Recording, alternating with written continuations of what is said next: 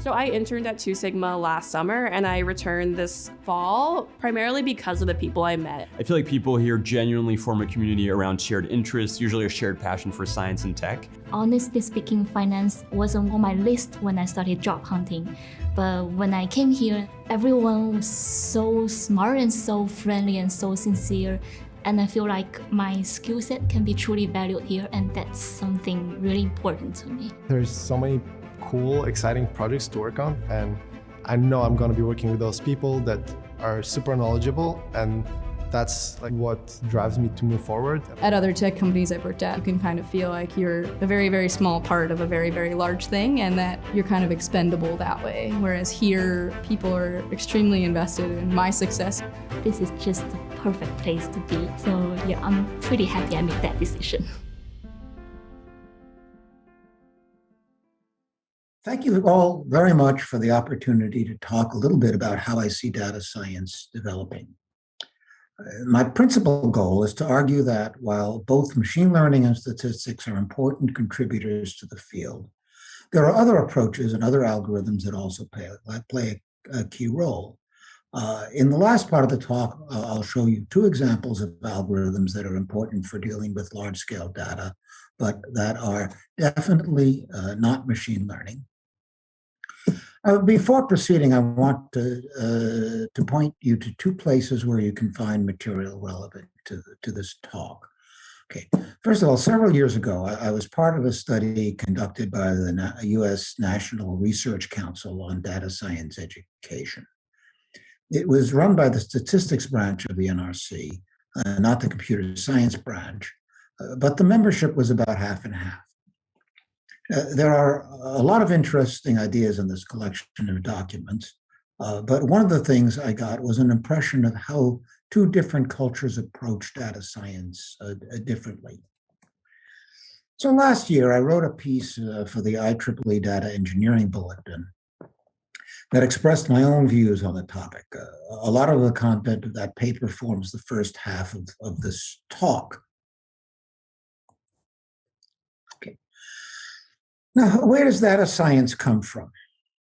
Okay, well, around the turn of the millennium, people were talking about data mining or knowledge discovery, from which KDD took its name.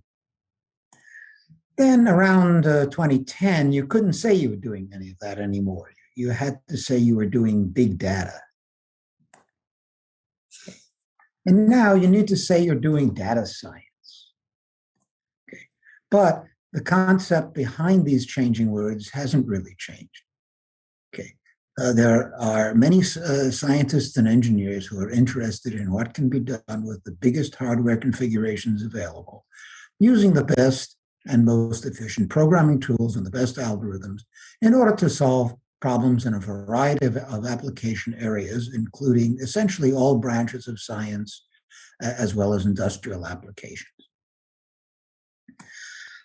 Now, because data science is so important, it is no surprise that different communities want to claim it as their own. So, for example, there's a tendency to equate data science with machine learning.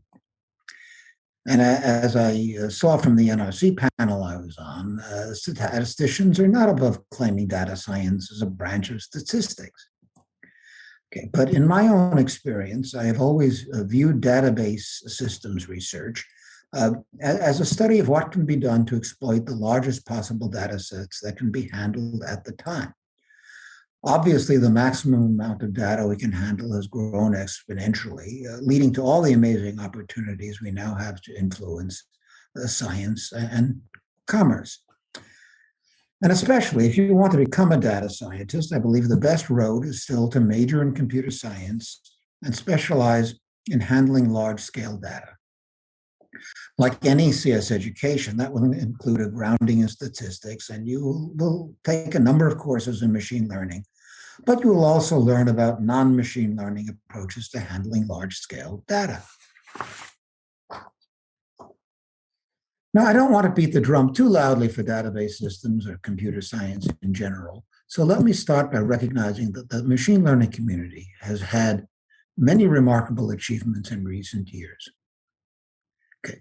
There was a time when the field of artificial intelligence was focused more on simulating or representing thought and reasoning, and I frankly often criticized their approach, but no more. I have nothing but admiration for the successes that machine learning has had in building superior algorithms. Likewise, I do not want to dismiss the statistics community. Their achievements have been many, and the tools they created have important uses in data science and in CS in general. Many statisticians are beginning to get interested in computer science problems and are able to make important contributions. For just one little personal example, a few years ago, I introduced one of my colleagues in the statistics department at Stanford to the idea of locality-sensitive hashing. One of the ideas I'm going to cover at the end of this talk. He was able to show me something that speeds up one of the important algorithms in that field called min hashing by a lot. I should have been able to see it for myself, but I didn't. He did.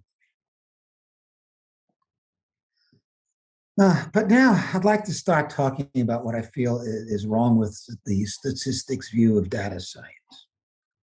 What we have here is a Venn diagram due to Drew Conway. Who is he? Well, when he drew this many years ago, he was a graduate student in political science. And I actually got this diagram from a Wikipedia page called Data Science Venn Diagrams. Okay. It turns out that every field has its own definition of data science, and it's one that magnifies the importance of their own field, and it can be represented by a Venn diagram. Hey, I'm no exception. I'll present my Venn diagram on the next slide. But the reason I focus on this one is that several times I've listened to statisticians presenting this very diagram as the true definition of data science. And what's wrong with it? Well, it turns out everything is wrong with it. Okay, first, a small quibble. Okay, I prefer the term domain knowledge to substantive expertise. But here's the thing that really drives me nuts. Okay, computer science is not just writing code. We have very many models, abstractions, algorithms, all of which make the solution of data science problems possible. A little respect would have been in order. Okay, and then Conway calls a computer scientist trying to help some domain scientist a danger if they do not function under the wise guidance of a statistician. I'm going to argue that most achievements of data science really fall in this category. This is this portion of the Venn diagram. Okay, but there's more. Okay, here's what Conway calls traditional research. It's applying statistics to a problem without writing any code. Okay, now I don't know whose tradition that is, but I hope it's not yours. All that does is provide amusement for the statistician or the mathematician, and it doesn't provide a solution to anything. And last, okay, is machine learning really something that doesn't apply to any domain? Well, okay, there have been some great achievements by people looking at the methodology of machine learning rather than applying it. I think that the reason everybody wants to engage in machine learning these days is because it's so useful in solving problems in a variety of domains. Okay, so here's my Venn diagram. Okay, there's computer science, and there are scientific domains we'd like to affect, and somewhere in the middle is data science. Okay, now, okay, machine learning, okay, is a branch of data science. Okay, it is used for a lot of work that serves the application domains, but it also has uses in purely internal matters of computer science, often in applications that are called artificial intelligence rather than machine learning. For example, machine learning is useful in protecting computer systems from intrusions. which is a subject that falls squarely within computer science, not an application domain. Or machine learning is useful in the implementation of things like chatbots and lots of other things that are sufficiently general in application area that they don't really belong to any particular domain. Now, math and statistics both have a role to play in this picture. And I want to, first of all, apologize that I was not able to draw the bubbles in wiggly enough shapes for me to respect the fact that both of these fields deserve large bubbles, not the small ones that I drew here. But my point is that math and stat have lots of applications in computer science, but they don't affect domains by themselves. Okay, they do so through the algorithms that they help design and analyze.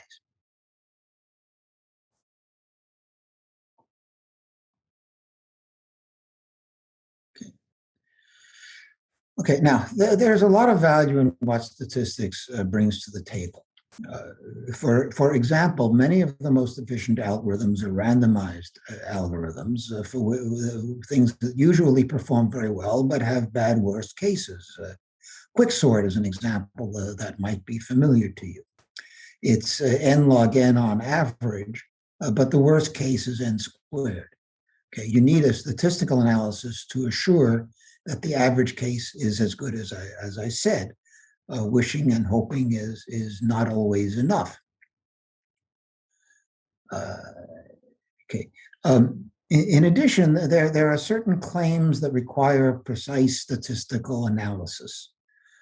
For example, when you claim 10% of the population is in poverty in some place or other, did you mean that there's a 95% probability that the actual percentage is between 9 and 11%?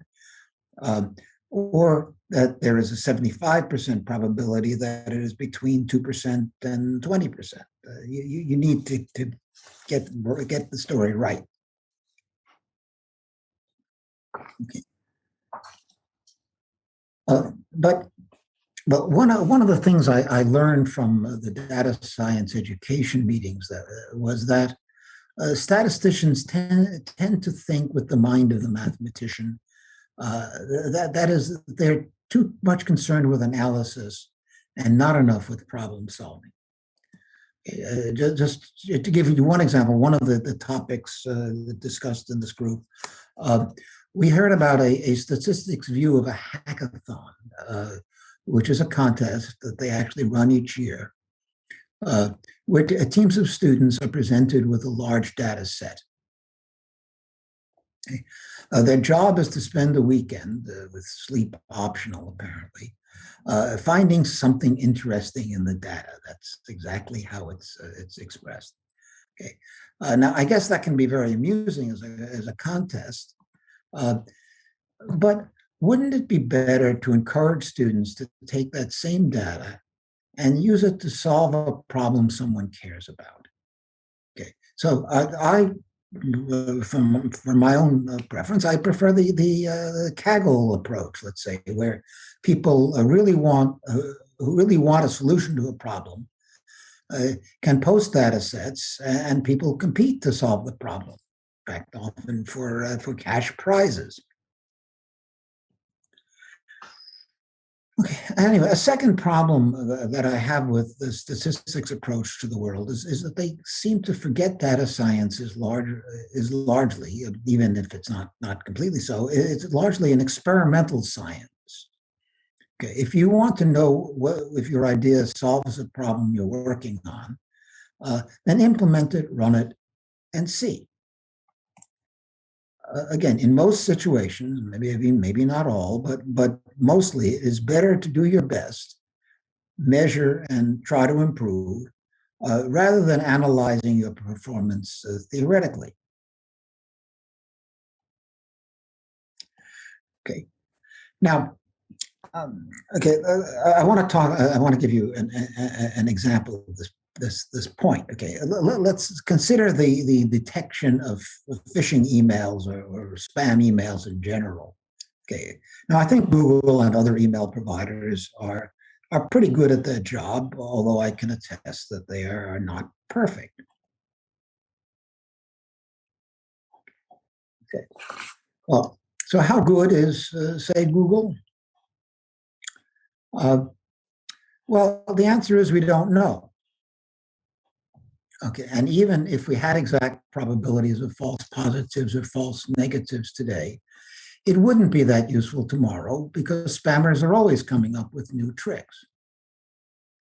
Okay, so if you regard the development of spam detectors then as belonging to Conway's danger zone because it consists of hacking applied to a domain, a spam detection in this case, without the guidance of a statistician or a mathematician, think of what would be lost by throwing the software away.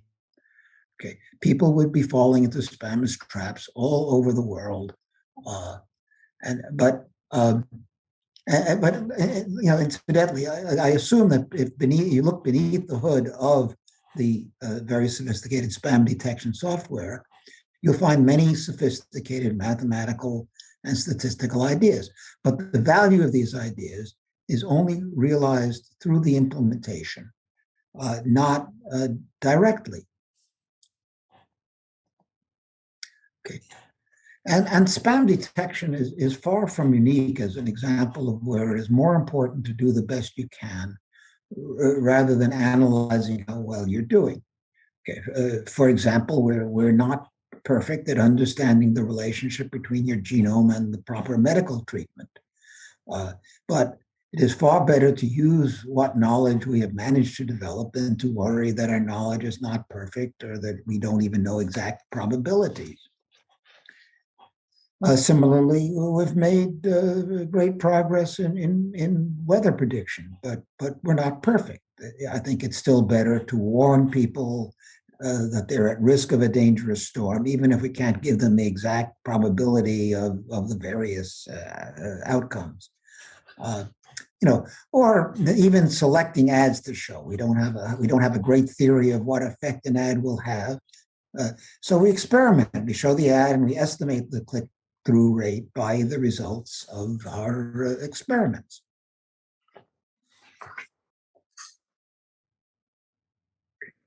Now, let's look at some of the problems with machine learning. Okay, again, but first I want to concede 2 important points. Okay. First, it is frequently possible to express a problem involving large-scale data as one of building a model for something. Machine learning is great at building models, and in particular, you often get a model that is more accurate than what you get from previously known approaches. Okay, now, what is this thing? Okay, you may have heard of what's called the Gartner hype cycle. Okay, the idea is that every interesting technological idea starts off by getting hyped to the point that the expectations for its success greatly exceed reality. Okay, then people get disillusioned with the idea since it fails to live up to the hype. That's this region here. But at that point, clearer heads look at what value there is in the idea, and eventually they learn to exploit whatever the idea is to the extent that is possible and realistic. Now this chart, which comes from 2015, it's a little bit old, shows machine learning having just passed the peak of hype. Okay. So what happened in 2016? Well, it appears that machine learning went backwards. I'm not sure that that's actually even legal, but it did. And it was then deemed to be at the very peak of hype. Okay, move on a year. In 2017, they split the field into machine learning and deep learning, which I hope you can see there at the top. Again, they're both at the very top of the hype cycle. Okay, 2018 again looks pretty much the same thing, except you have only deep learning as a representation of machine learning, but again it's at the maximum level of hype. Now I can't show you any more of this story because after that, Gartner started a separate diagram for the various branches of machine learning, and it no longer appeared as a single topic on the main diagram. Okay. So I'd now like to discuss why I do not believe machine learning can fairly claim to be all of data science. I'm going to give you three arguments. Okay, first argument is that one often sees classified as machine learning ideas that really come from elsewhere. People were doing things like clustering, gradient descent, or association rules long before machine learning was even a thing. Okay. The second is that while many data science problems can be expressed as a search for a good model, there are also many other problems involving large-scale data that do not involve modeling. I'm going to talk shortly about two such examples that I consider very important, and there are lots of others. Okay, and the third objection is that often the best machine learning algorithms create models that cannot be explained or understood. Okay, sometimes you don't care, you just want good results. Okay. But there are times when it is preferable to use another approach in order that it is possible to give a realistic explanation of what's going on. And I'm going to give an example next.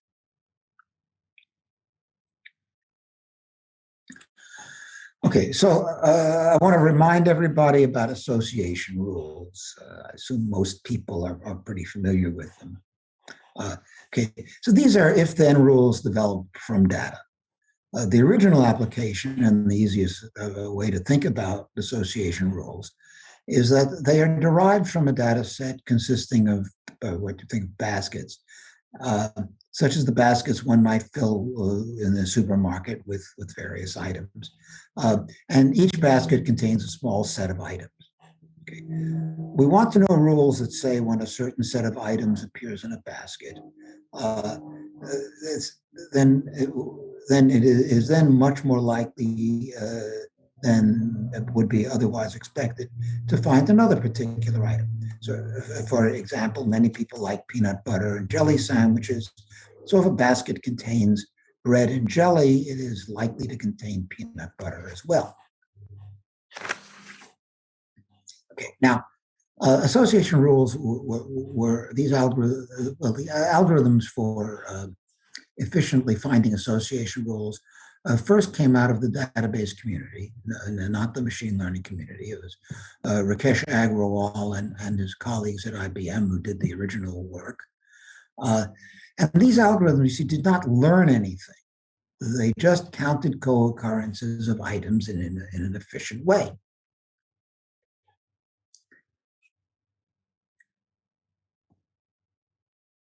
So let's see how we could apply association rules to discovering phishing attacks. Okay. We would think of each phishing email as a basket of words and look for sets of words that appeared more commonly in phishing emails than in other emails. For example, if we did this analysis, we might discover that the two words Nigerian and Prince together in an email were a good indication that the email was phishing. Well, this sort of approach is a few percentage points even less accurate than even a simple machine learning approach, such as learning a weight for each word and summing the weights of words to see if the sum exceeds a threshold and declaring phishing if it does. Okay, but there is a key advantage to the association rule approach.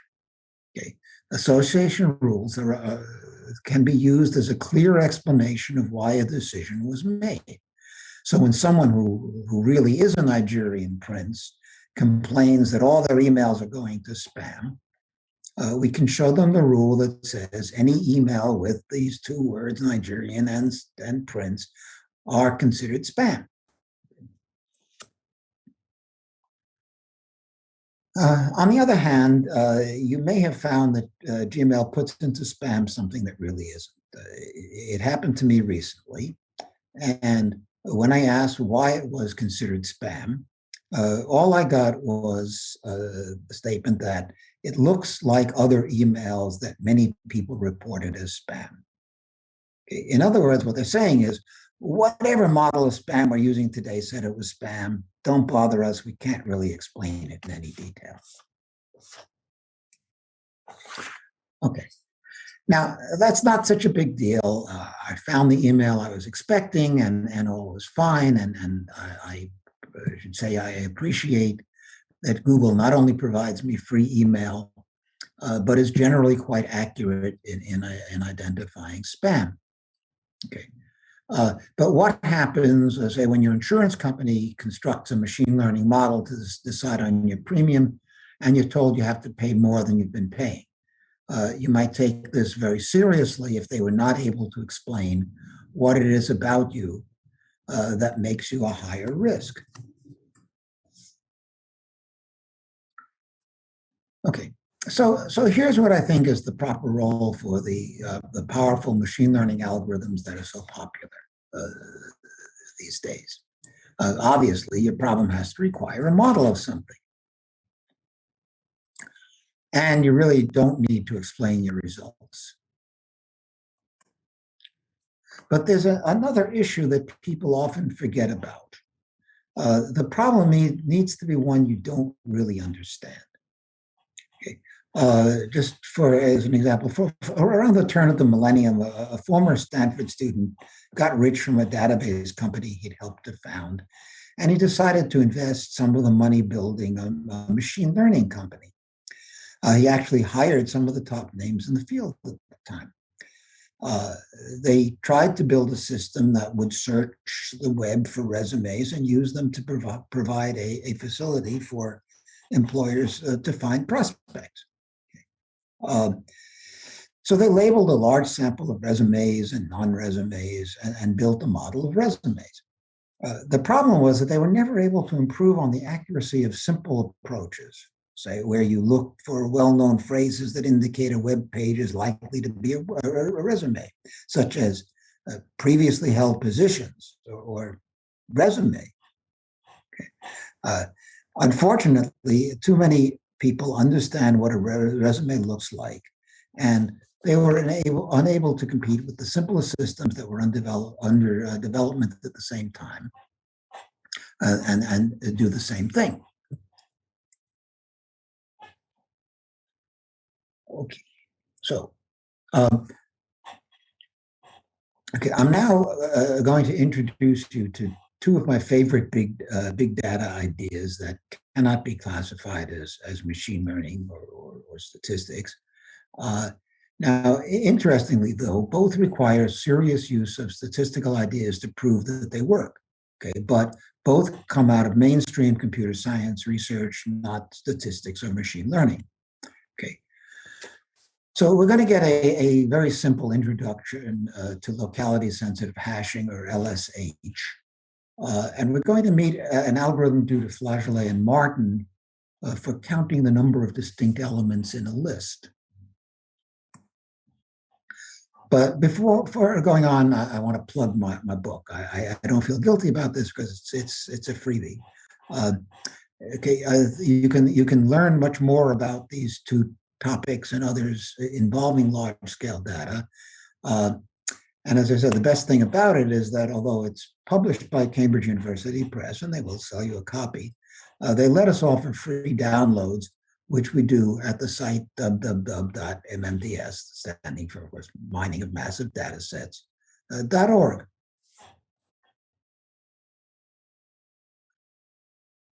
Now, okay, the purpose of LSH then is to enable us to find pairs of items in a large set that are in some sense similar. Without the quadratic process, of evaluating each pair separately and deciding on the similarity of each pair separately. Now, I'm just going to give you an example, and I'm going to focus on a very particular application called entity resolution. In this sort of problem, we have a large set of records that represent entities. And I'm going to assume that entities are people, although obviously they don't have to be. The records will have some fields like, say, name and phone. And our job is to find records that represent the same person.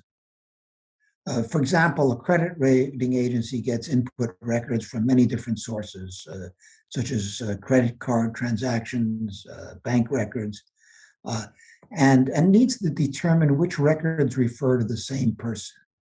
Okay.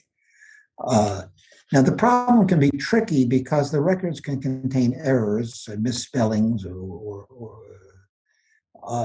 one might have your landline phone, the other your cell phone, so you don't look like the same person, and so on. And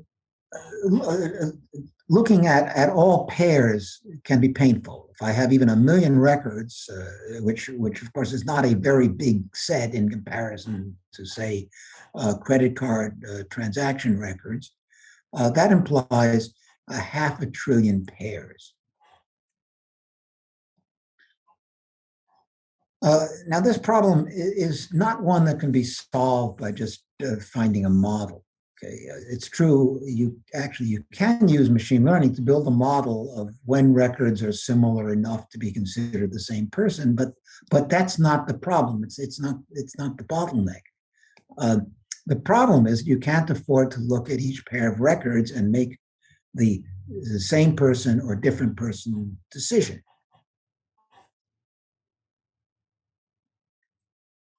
Now, okay. So the cool thing about locality-sensitive hashing is that if you're willing to accept a few false negatives, in our example, that would mean missing a few pairs of records that do represent the same person, then you can cut way down on the number of pairs you actually have to evaluate for similarity.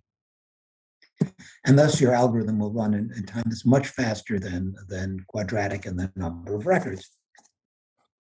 And remember, you can't really do anything that's quadratic in a number that's way up in the many millions, let's say, or billions.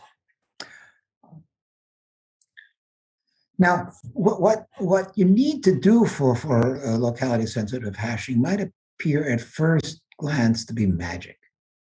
You want to invent hash functions, several hash functions, and then each of which has the property that if two records are similar, then they have a good chance of being thrown into the same bucket.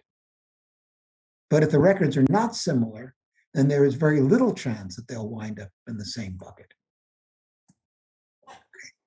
And the algorithm then consists really of you do several different hashings of this type, but you only compare two records if they wound up in the same bucket for at least one of the hashings. So for instance, if we're dealing with records about people, then one hash function we use might be the exact name of the person. Okay. And another might put records in the same bucket if and only if their phone fields are identical. Okay.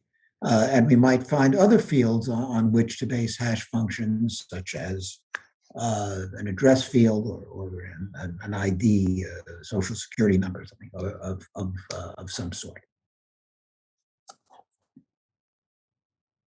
Now, our expectation is that if two records represent the same person, then they'll have at least one field that we use for one of the hashings, where the values of the two records in those fields are identical, and therefore the records will wind up at least once in the same bucket.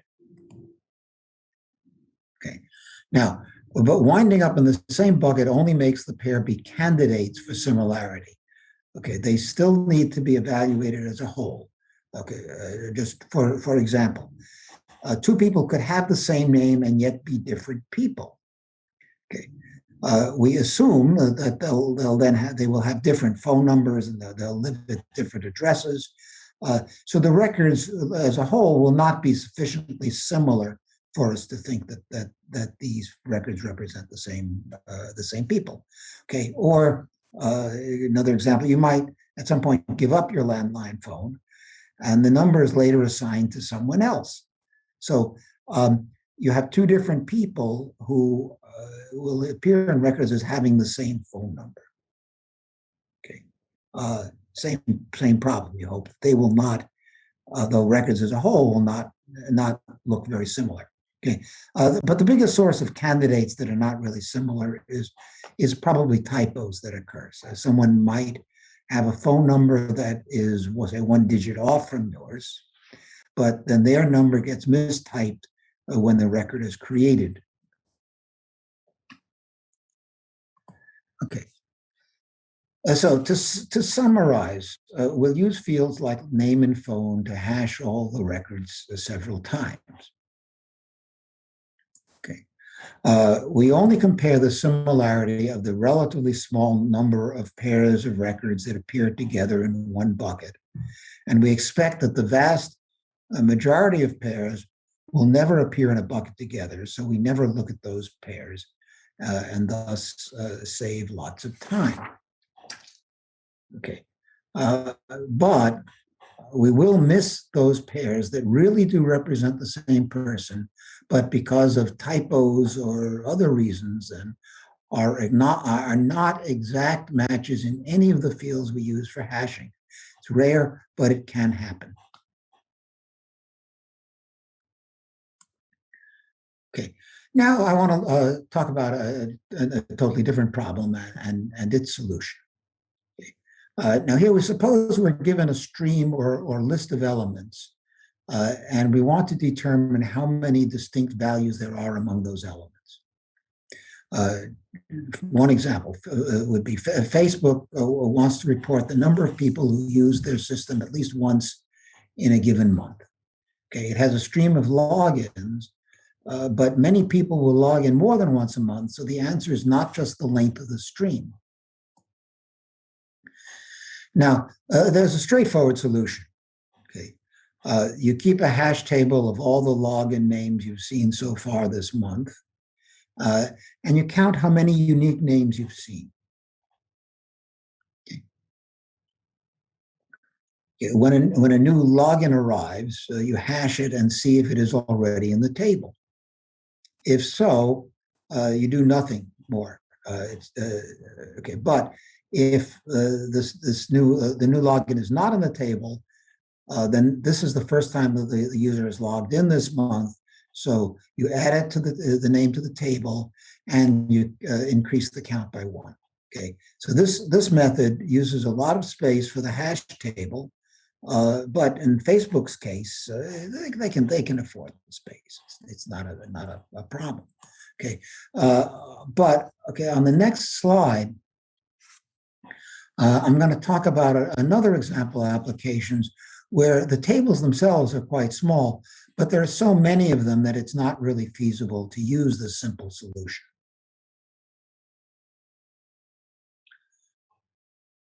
Okay, now web crawlers are designed to start at some web page and see what pages can be reached from there. Presumably the entire web if the starting point or points are reasonably chosen. Okay, so they follow all links that they can find for some distance. Okay, but eventually they need to stop because the web is simply too large to be crawled in its entirety. They might, for example, catalog all pages that can be reached from the starting point by at most, say, 10 hops. But then they start selecting only certain pages to crawl and examine only the links on those pages. So a good heuristic is to select for crawling only those pages with a high page rank. Okay, The intuition is that it's only those pages that will ever be shown in response to some search query, at least on the first page of responses, the ones that people actually look at. So the rest, if it has low page rank and it's very far away, nobody's ever going to see it anyway. So why bother crawling it? Okay. The technical problem is, of course, that you can't compute the page rank until you finish crawling. So you need to do something instead. Okay. Well, a sensible substitute approach is to count for each page the number of different predecessor pages you have crawled. Okay. Now that's not exactly page rank, but it's a good clue. Okay. So imagine, therefore, that for each page we've found but not yet decided to crawl, there is a stream of all the predecessor pages that we've found. And we want to, of course, count the number of distinct ones. Now, you might imagine that we wouldn't crawl a predecessor page more than once, but in fact, crawling is going on with many different machines and the many threads, and everything's working in parallel. So the same page might be crawled several times. As a result, we have, for each of the perhaps trillions of pages that we might visit, a problem of counting the number of unique predecessor pages. Now, importantly, an approximation to this page is okay, because the count is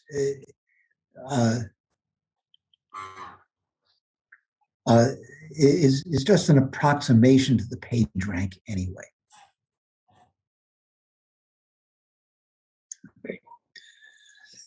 So our goal then is to get a close approximation to the count of distinct elements in a stream. And we want to use much less space than would be required by a hash table with all the unique elements. Okay. And now there are a number of ways to do this, and I'm going to talk about an algorithm which is called the Flagellae-Martin algorithm. Okay, so in the Flagellae-Martin, instead of a hash table, we're going to keep a collection of what are called variables, each of which is a small integer. And when I say small, I mean really small. Okay, 5 bits is quite sufficient in most applications, and in some applications, even 4 bits will do. So we keep 100 of these variables. We need 500 bits, or that's about 63 bytes. Okay, that's way smaller than the hash table approach. Now, technically, possibly you want 200 or 300 variables to get a more accurate estimate. But even then, we're talking about a tiny amount of space compared with a hash table that holds everything you've ever seen. Okay, now, with each variable v, there's a different hash function associated. Okay, we're going to assume that the result of applying a hash function is a bit sequence, in particular of 31 bits. Now, suppose a new element appears on the stream. For example, someone whom we may or may not have seen before logs into Facebook. Okay, we apply each of the hash functions, one for each of the variables, to this new element. Now, we have to define the tail length of the result of a hash function is the number of consecutive zeros at the end of the bit string.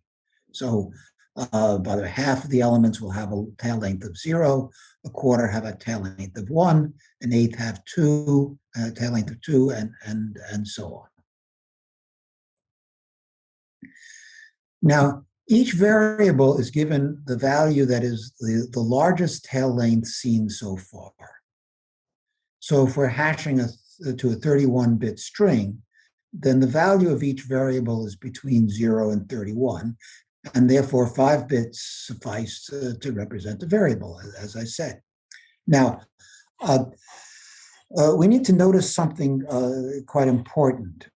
okay, if the same element appears many times in the stream, each time it appears, it will get the same value for each of its hash functions.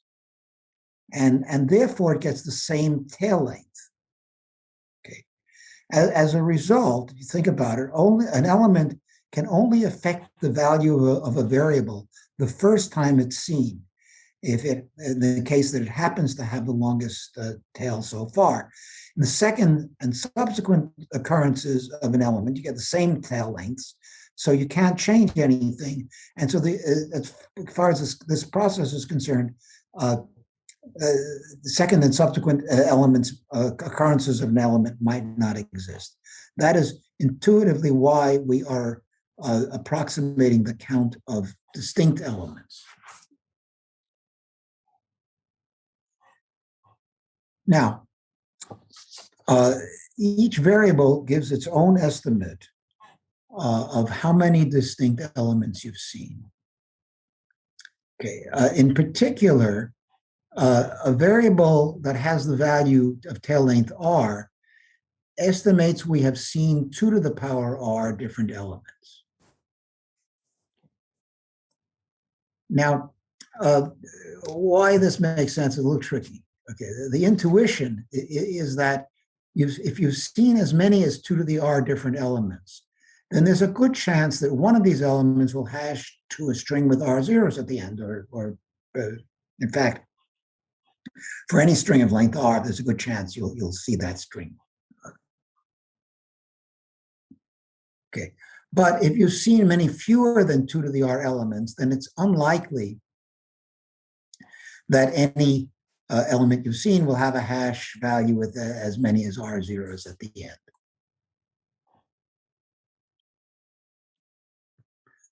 Okay. Well, it is then necessary to combine the estimates from the perhaps several hundred variables. This is a little tricky to get right. You can't just average them.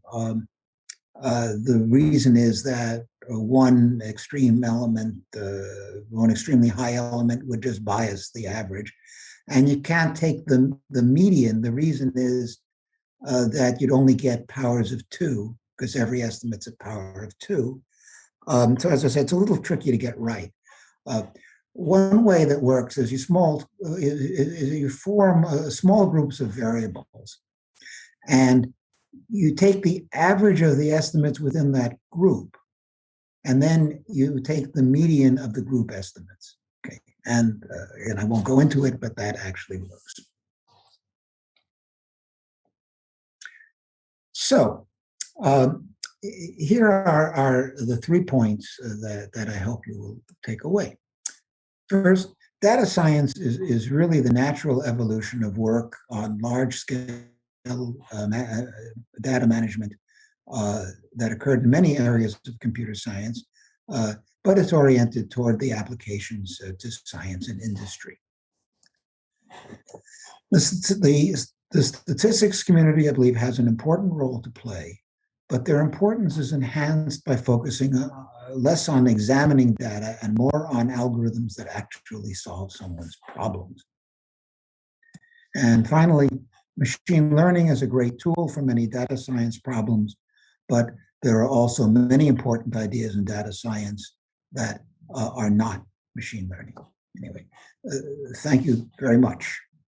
Thank you for helping us to enjoy one more time, I would say, some of the most beautiful gems in computer science algorithms. I'm sure these 2 algorithms often appear in many PhD students' qualification exams. Now, thank you for the talk. We have collected some questions for your talk. So the first one, now you have helped us review some of the histories of the interaction between data science and the machine learning and AI community. So if we look into the next 5 years, what would you say about the, how data science would evolve together with machine learning and AI? Yeah. Okay. Well,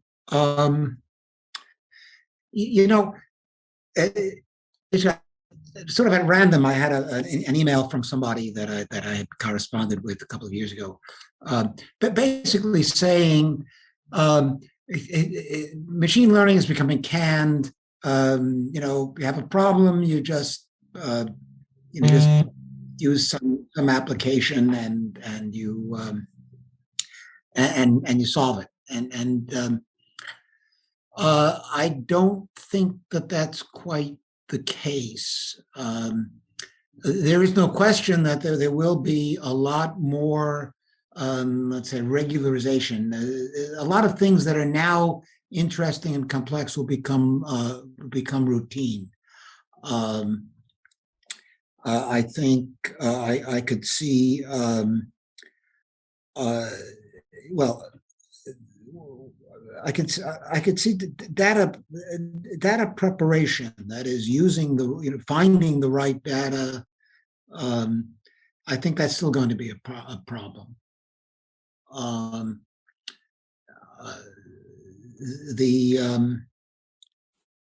I suspect that there will be a number of more powerful programming tools around. I can see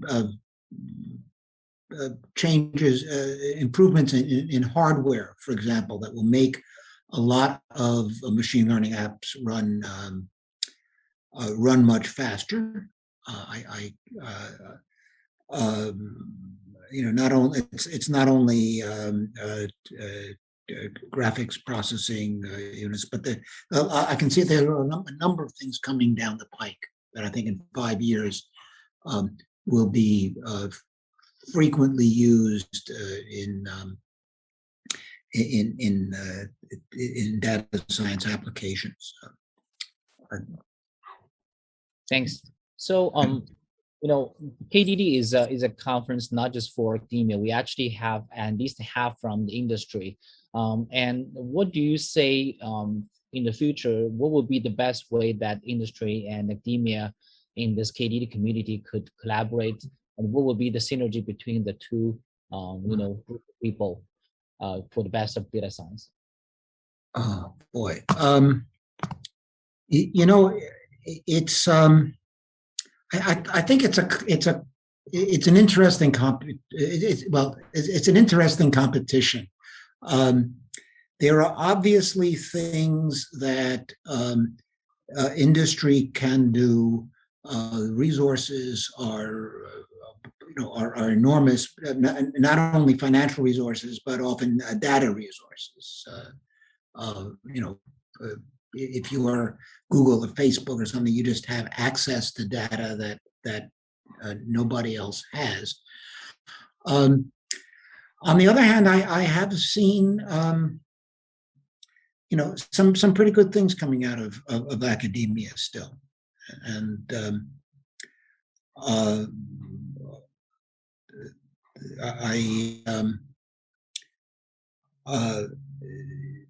so I'm optimistic that it'll be about half and half. I would say that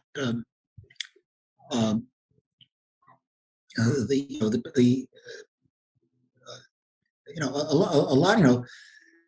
If you look at where a lot of the basic machine learning ideas came from, a lot of it came from academia, especially way back, not way back, decade, 2 decades, that kind of thing. All right, thanks. I definitely agree. So these days, as a conference review, we see that, for example, the applied data science track and the research track, it's an interesting, interplay between the two tracks.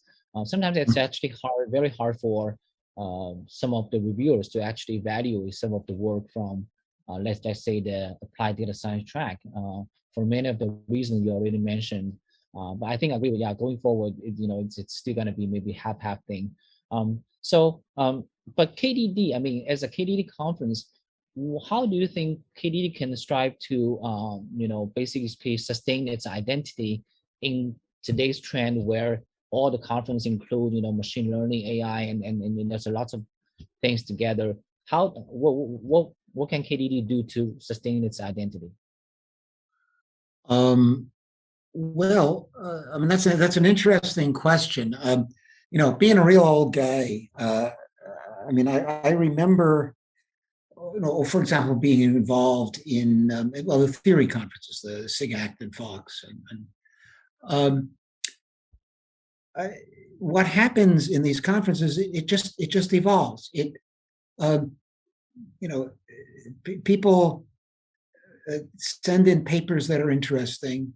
They may be somewhat outside the scope, or mainstream of the conference. If you look through the years, like every 10 years, the main topics are completely different. And so I just wouldn't worry about it. As long as people are showing up for the conference, or in this case, tuning in online, and they're submitting papers, which I know they are in great numbers. I wouldn't worry about it at all. Just let it happen. Great. Yeah, so as long as we can attract people to these conferences, and as online ones are not easy, as we can see from the last year. All right, good. So the next question we have is, recent years there is this growing trend of this open source and this this movement, and we see a lot of companies and people in academia open source their stuff. How do you think this open source, this whole thing is going to affect data science community as a whole? Well, I think it's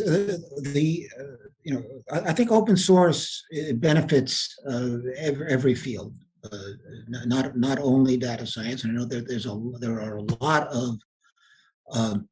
lot of free components available that data scientists can use,